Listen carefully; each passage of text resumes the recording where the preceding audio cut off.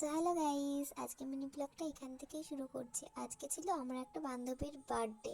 তোর বার্থডেতে যাবো বলেই আমি তাড়াতাড়ি রেডি হয়ে নিলাম।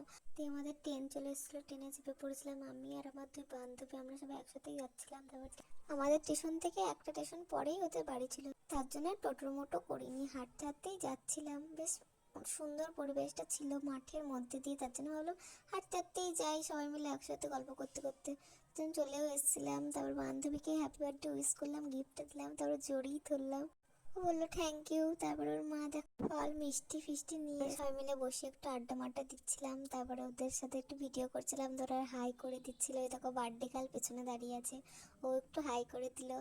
তারপরে নিচে খাওয়ার জন্য আসলাম। তারপর ওর মা ওকে খাই দিচ্ছিল আশীর্বাদ করার পরে। তারপরে আমরাও এদিকে খাচ্ছিলাম, সবাই মিলে খেতে বসে গেছিলাম। তারপরে একটু ঘুরলাম, বিকালবেলায় নদীর ধারে বাড়ি চলে আসছিলাম। তারপর থেকে একটু টাটা করে দিলাম। আমাদের ট্রেনও চলে এসেছিলো, তারপরে ট্রেনে চেপে পড়লাম।